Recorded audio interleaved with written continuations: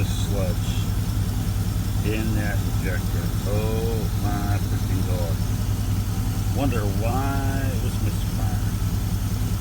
2006 GMC Savannah, but it's 5.3, which is common.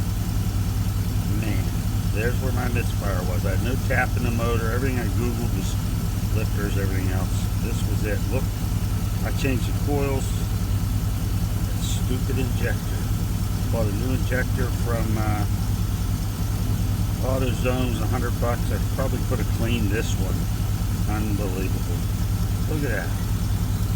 That was insane.